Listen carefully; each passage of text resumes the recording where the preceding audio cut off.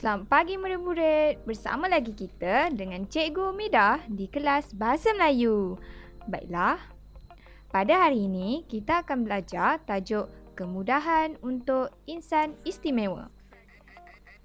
Standard kandungan yang dipilih pada hari ini ialah 5.3, iaitu memahami dan membina ayat mengikut konteks.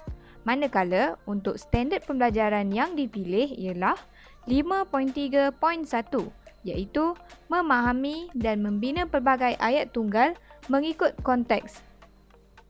Baiklah, untuk objektif pembelajaran kita pada hari ini ialah pada akhir pembelajaran, saya dapat membina 6 ayat tunggal dengan menyusun semula perkataan yang diberikan dalam konteks yang dipelajari dengan betul. Yang kedua, saya dapat memilih sekurang-kurangnya 6 ayat tunggal yang betul daripada 10 ayat yang diberi dengan tepat. Berikut merupakan isi pelajaran yang kita akan pelajari. Yang pertama, kita akan pergi ke sesi set induksi, iaitu mari mengenal atlet Paralimpik. Untuk aktiviti yang pertama ialah kenali ayat tunggal. Seterusnya, aktiviti kedua, kemudahan insan istimewa.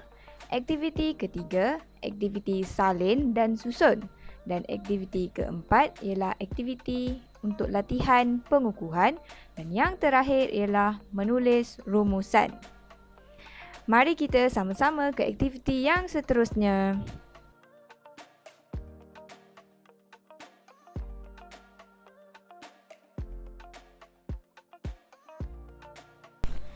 Mari kenali atlet Paralimpik Malaysia.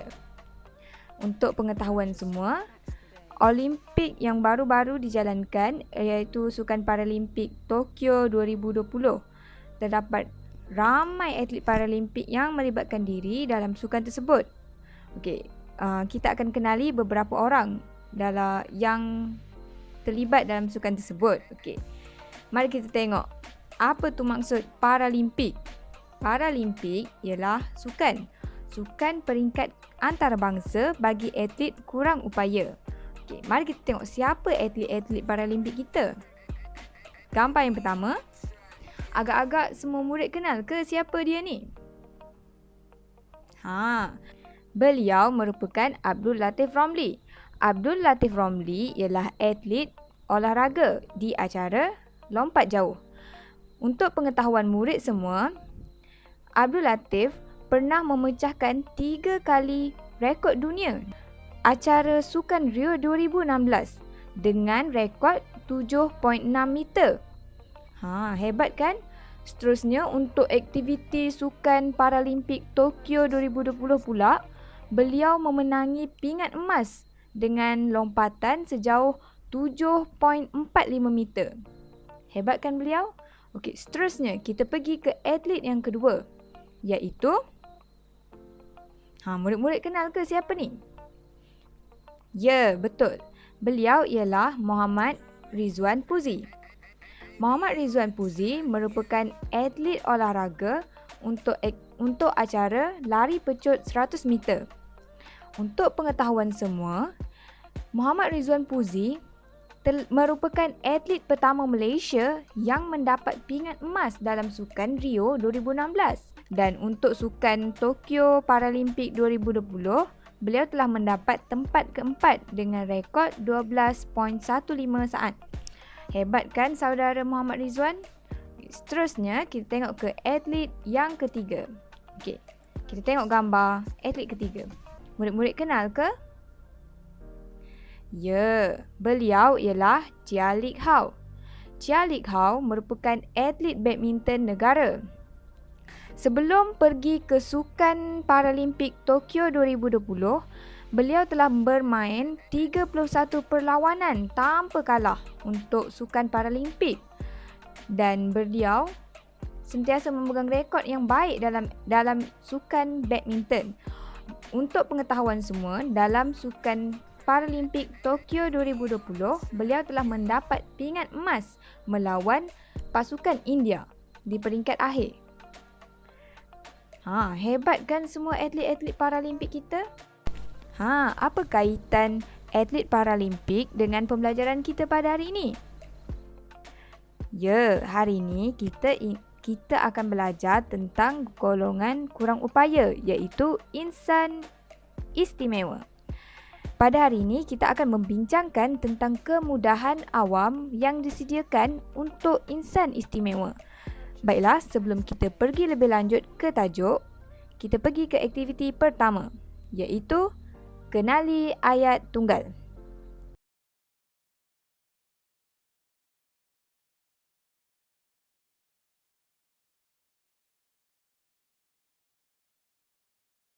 Ayat tunggal ialah ayat yang terdiri daripada satu subjek dan satu predikat.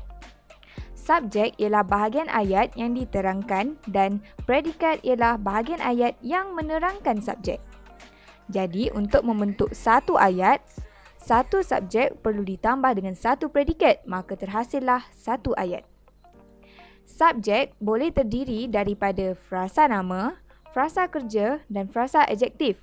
Manakala, predikat pula boleh terdiri daripada frasa nama, frasa kerja, frasa adjektif dan frasa sendi nama. Baiklah, kita teruskan ke contoh ayat tunggal. Contoh pertama ialah Ali suka menyanyi. Subjek dalam ayat Ali suka menyanyi ialah Ali. Manakala predikat dalam ayat ini ialah suka menyanyi.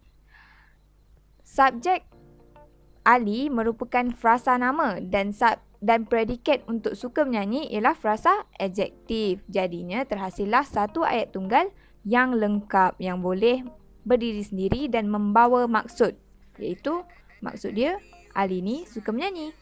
Seterusnya kita pergi ke ayat yang kedua. Ayah sedang tidur. Subjek untuk ayat ini ialah ayah. Dan predikat untuk ayat ini ialah sedang tidur. Ayah merupakan frasa nama dan sedang tidur merupakan frasa kerja. Untuk membentuk satu ayat tunggal yang lengkap ini, satu subjek dan satu predikat telah digabungkan. Dan ini adalah ayat yang lengkap, ayat tunggal yang lengkap yang boleh membawa maksud, iaitu maksud dia ayah sedang tidur lah. Kan? Okey. Kita pun dah kenal apa tu ayat tunggal. Baiklah, kita akan teruskan ke aktiviti yang seterusnya. Baiklah, kita teruskan ke aktiviti yang kedua, iaitu pembelajaran tentang kemudahan untuk insan istimewa. Baiklah, apa itu kemudahan? Menurut Pusat Rujukan Pesuratan Melayu, kemudahan membawa maksud keadaan mudah atau kesenangan, keselesaan dan seterusnya ialah merupakan sesuatu yang memudahkan atau mempermudah sesuatu usaha. Contoh, kegiatan. Dalam kata lain, pada hari ini kita akan belajar tentang kemudahan, iaitu kemudahan awam seperti perkhidmatan dan juga infrastruktur yang disediakan oleh pihak berkuasa atau kerajaan untuk keperluan orang ramai. Contoh-contoh kemudahan yang disediakan ialah bekalan elektrik, jambatan, jalan raya, bas dan lain-lain perkhidmatan. Baiklah, kita teruskan ke insan istimewa. Insan istimewa membawa maksud kepada golongan orang kurang upaya. Golongan orang kurang upaya ialah orang yang mempunyai keupayaan yang terhad atau dalam kata lain dipanggil cacat. Antara aspek yang dilihat untuk orang kurang upaya ialah pekak, rabun, buta, kekurangan anggota badan dan juga masalah mental. Ini contoh golongan orang kurang upaya, iaitu penghidap sindrom Down. Seterusnya kita pergi kepada kemudahan awam. Baiklah, untuk pengetahuan semua, kita kan akan ada banyak kemudahan awam yang disediakan. Maksud saya, kita ada banyak kemudahan awam yang disediakan. Antaranya ialah pasar, tandas, dewan, pejabat pos, taman permainan, hospital, masjid dan lain-lain lagi. kemudahan awam yang disediakan adalah bertujuan untuk memudahkan penduduk ataupun kita, rakyat, untuk menggunakannya. Dan dia adalah kegunaan dia. Tapi sekarang kan musim PKP, jadi tak boleh keluar ya. Okey. Untuk kemudahan awam untuk insan istimewa pula, yang biasa kita nampak ialah tempat duduk khas di dalam bas. Okey, contoh dia dekat dalam bas rapid.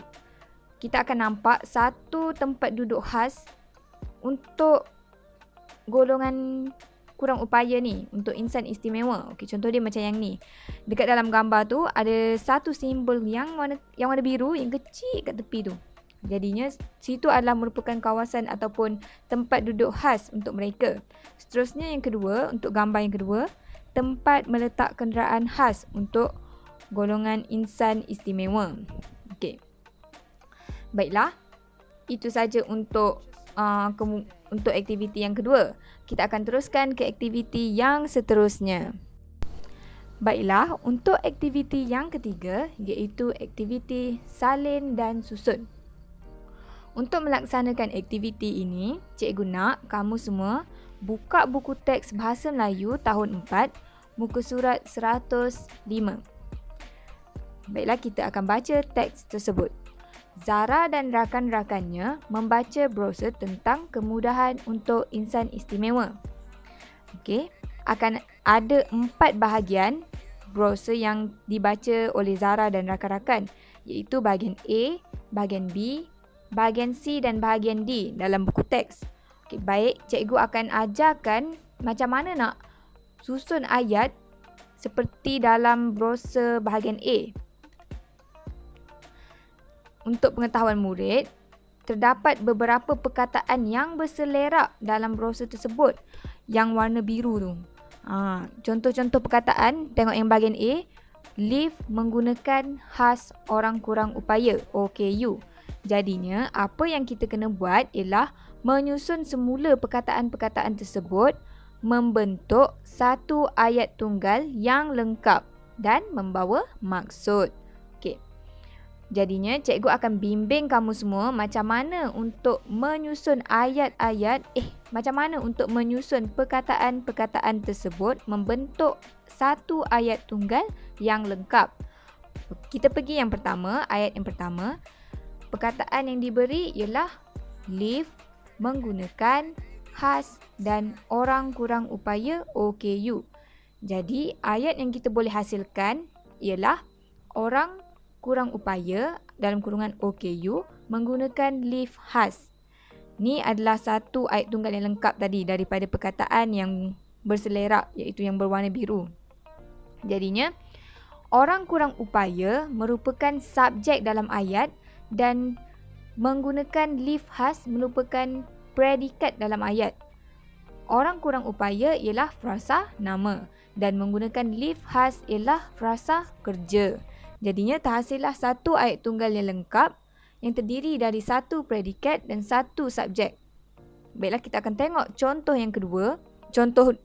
Contoh perkataan dia, khas bergerak memudahkan OKU lift. Baiklah, macam mana kita nak susun ayat ni sebenarnya? Okay, kita tengok dulu contoh-contoh perkataan. Contoh yang pertama yang sepatutnya kita nampak ialah memudahkan. Memudahkan merupakan kata kerja. Dia tak boleh berada di hadapan ayat. Maka sudah terang lagi bersuluh, dia berada di tengah-tengah ayat. Baiklah, macam mana kita nak tahu mana subjek dan mana predikat? Okey, kita boleh gunakan ayat pertama sebagai panduan, iaitu perkataan lift khas. Lift khas, menggunakan lift khas tu, jadinya lift khas ni adalah satu frasa nama.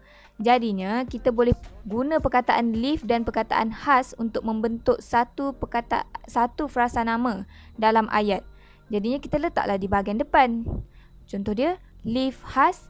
Lepas tu kita tambahkan lagi dengan perkataan yang memudahkan tadi tu.